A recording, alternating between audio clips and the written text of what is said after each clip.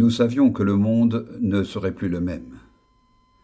Je me souviens d'une phrase d'un texte hindou qui disait « Maintenant, je suis devenu la mort, le destructeur des mondes ».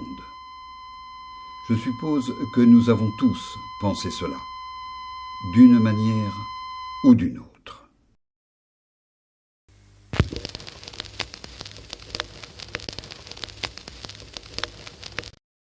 Monsieur Lansdale, voulez-vous témoigner sous serment?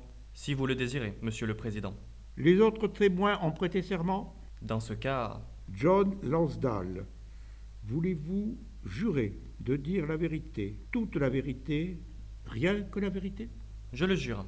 Vous avez actuellement un cabinet d'avocat, monsieur Lansdale. Oui, en Ohio, De quelle université êtes-vous? Harvard. Vous étiez responsable pour la sécurité de tout projet atomique, n'est-ce pas? Oui, du moins pendant la guerre. L'interrogatoire peut commencer. Monsieur Garrison? C'est vous, monsieur Lansdale, qui deviez accorder au professeur Oppenheimer le brevet de sécurité? L'accorder ou le refuser. Une décision délicate. Délicate? Oppenheimer était, de l'avis des experts, le seul homme capable de réaliser Los Alamos. Mais les rapports du FBI à son sujet n'étaient pas fameux. Le FBI recommandait de tenir Oppenheimer à l'écart du projet. Devant cette situation, je devais me faire sur l'homme une opinion personnelle. Comment vous y êtes-vous pris? J'ai fait surveiller le professeur Oppenheimer. Comment cela? Nous l'avons fait filer, nous avons lu son courrier, intercepté ses communications téléphoniques. Nous avons dressé des pièges. Bref, toute la sale besogne que l'on croit devoir faire en pareil cas. En outre, j'ai multiplié les occasions de le rencontrer, lui et sa femme. Je crois du reste qu'il m'aimait bien. En tout cas, il me parlait très ouvertement. Quel était en général le but de vos conversations? Je voulais comprendre qui était le professeur Oppenheimer. Quelles étaient ses pensées, ses aspirations, ses faiblesses. Je voulais me faire une opinion personnelle pour le confronter avec celle du FBI, qui voyait en lui un dangereux communiste. Et quelles ont été vos conclusions? Que M. Oppenheimer n'était pas un communiste, qu'il fallait lui accorder le brevet de sécurité en dépit de tous les rapports. On a reproché au professeur Oppenheimer d'avoir couvert son ami Chevalier. Que pensez-vous de cette affaire? Je trouvais cela pas très indiqué et un peu candide. Il savait Chevalier innocent et voulait à tout prix lui éviter des difficultés. Pendant tout un temps, je me suis imaginé qu'il voulait couvrir son frère Frank Oppenheimer. Le général Groves, lui aussi, croyait cela. En refusant de dénoncer son ami, a-t-il, selon vous, mis en danger la sécurité du projet? Non, tout au plus nous a-t-il donné un surcroît de travail. C'est une attitude assez révélatrice. Vraiment? Les savants nous prennent tantôt pour moins intelligents, tantôt pour plus raffinés que nous ne sommes. En tout cas, ils nous croient tout à fait incompétents. Expliquez-nous cela. Il y a incompatibilité entre l'esprit scientifique et les exigences de la sécurité militaire. C'est comme si l'on demandait à un oiseau et à un rhinocéros de faire une partie de ballon ensemble. L'un et l'autre trouveraient la partie impossible. Et ils auraient tout de raison. Qui sont les rhinocéros? Des bêtes délicieuses. Le colonel Page continue à croire qu'il y eut des contacts mystérieux avec l'ambassade soviétique. D'après nos enquêtes, c'est une fable. Vos enquêtes ont-elles été menées à fond? 3 fois. En 43, en 46 et en 50. J'espère qu'on n'y reviendra plus. Toute cette histoire n'était que du vent. Accorderiez-vous aujourd'hui le brevet de sécurité au professeur Oppenheimer? En me fondant sur les critères qui étaient les nôtres à l'époque, je n'hésiterai pas à le lui accorder. Mais je serais incapable de me prononcer si je devais appliquer vos critères d'aujourd'hui. Les nôtres étaient la loyauté et la discrétion. Je vous remercie, monsieur Lansdale. Désirez-vous que nous procédions à l'interrogatoire contradictoire du témoin? À vous, monsieur Hollander. Si je vous ai bien compris, monsieur, vous refuseriez le brevet de sécurité au professeur Oppenheimer si vous aviez à le juger selon nos critères. Parce que les critères d'aujourd'hui ne sont pas les miens. Je les comprends, mais ils me sont étrangers. Je ne discuterai pas de leur utilité. D'après mon expérience, le professeur Oppenheimer est loyal et d'une discrétion à toute épreuve. À toute épreuve. Sûrement. Une discrétion à toute épreuve. n'est donc pas incompatible, selon vous, avec le fait de passer la nuit avec une communiste. Monsieur Hollander, si un jour vous vous éprenez d'une jeune femme qui a des idées communistes, et si, un soir de dépression, elle vous appelle, j'espère que vous irez la trouver et que vous laisserez votre enregistreur à la porte. Vous n'avez pas répondu à ma question. On y a répondu 17 fois. Le professeur Oppenheimer a été suivi par des limiers qui m'ont rapporté l'enregistrement de toutes ces conversations. J'ai écouté ces enregistrements et je les ai détruits. De quel droit? Parce qu'il y a des limites à tout, monsieur Hollander. Je ne vous comprends pas, monsieur. Je le regrette. L'incident est clos. Vous avez déclaré que l'histoire de brigand inventée par monsieur Oppenheimer vous paraissait révélatrice. Son comportement était révélateur. Dans quel sens? Révélateur d'une certaine mentalité. Monsieur Oppenheimer a reconnu avoir menti au colonel Pache et à vous-même. Est-ce une attitude fréquente chez les savants? Ils entendent choisir eux-mêmes les éléments de vérité, dont je dois me contenter. Considérez-vous les hommes de science dans leur ensemble comme des menteurs?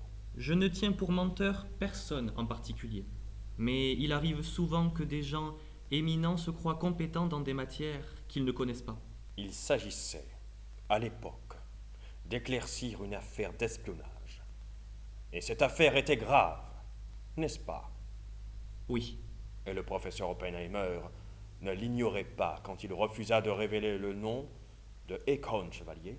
non, il ne pouvait pas l'ignorer. Et vous lui avez fait remarquer que son attitude rendait votre tâche particulièrement difficile. Ce n'est pas le premier savant, ni le dernier, qui rendra ma tâche plus difficile. Monsieur Lansdale, je crois que vous avez le sentiment de devoir défendre ici monsieur Oppenheimer. J'essaie d'être le plus objectif possible. Votre dernière réponse m'en ferait douter. Et moi, ces questions me feraient douter que l'on cherche, ici, la stricte vérité. Je suis extrêmement inquiet de l'hystérie qui règne actuellement dans ce pays et dont vos questions sont le reflet. Voulez-vous insinuer que nous sommes des hystériques? Ce que je veux dire, Oui ou non? on ne me contraindra pas de répondre par oui ou non. Si vous continuez sur ce ton, Eh bien, laissez-moi poursuivre et je répondrai à votre question. nous vous écoutons. J'ai le sentiment que la phobie du communisme crée une hystérie collective dangereuse pour nos institutions et pour la démocratie en général. La peur et la démagogie finiront par étouffer la légalité. Vous êtes obnubilés par les événements des années 41-42 que vous jugez selon des critères nouveaux. Il faut replacer les événements dans leur cadre. Juger des années 30 ou 40 selon les mêmes critères qu'on applique aux événements de 1954, c'est l'expression d'une hystérie collective. Ainsi, monsieur Lansdale, vous maintenez que dans notre commission règne... À l'époque, on m'a reproché d'avoir écarté de l'armée le commissaire politique de la brigade d'Espagne. Ensuite, ce même commissaire politique fut engagé directement par la Maison-Blanche. Voilà comment les choses se passaient. Vous ruminez toujours les mêmes problèmes. C'est cela que j'appelle de l'hystérie. Rien ne permet de dire que cette commission rumine de vieux problèmes. J'espère avoir tort. Les officiers de la sécurité qui dépendaient de vous étaient-ils d'avis que le brevet de sécurité devait être refusé au professeur Oppenheimer? Si je m'étais fondé uniquement sur les rapports du FBI, j'aurais moi aussi refusé ce brevet. Mais le succès de Los Alamos, la bombe atomique, c'était quand même Oppenheimer. Merci, monsieur. D'autres questions? Monsieur Morgan?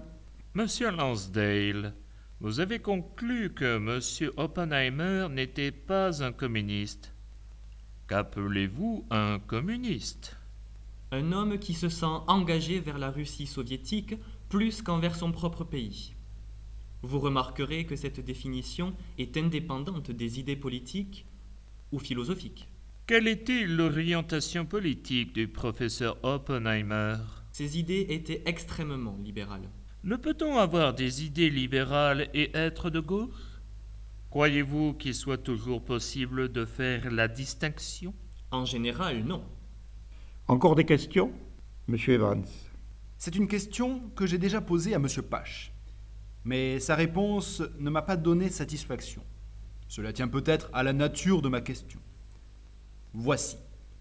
peut-on obtenir une sécurité à 100% en matière de secret militaire? Non. Pourquoi? Il faudrait abolir toutes les libertés pour lesquelles, précisément, nous combattons. Ce ne serait pas une solution. Mais alors, que doit faire une nation comme la nôtre pour garantir la sécurité? Nous devons veiller à avoir les meilleures idées et le meilleur mode de vie. Je ne suis pas un expert. Je vois seulement que notre position devient chaque jour un peu plus inconfortable dans ce monde explosif. Finalement, on peut se demander si la meilleure façon de garder les secrets ne serait pas de les divulguer. Comment comprenez-vous cela? On reconnaissait naguère aux savants le droit d'échanger entre eux le résultat de leurs recherches. Pourquoi ne pas en revenir là? Ne serait-ce pas la meilleure solution? C'est un rêve qui semble interdit même aux enfants. Le monde est divisé définitivement. D'un côté les chèvres, de l'autre les moutons. Et nous sommes déjà dans l'enceinte de l'abattoir. Je ne suis décidément pas un expert. Je vous remercie. L'audience est levée. Demain, nous examinerons le comportement du professeur Oppenheimer à l'égard de la bombe à hydrogène. M. Garrison et M. Robb sont priés de me communiquer la liste de leurs témoins.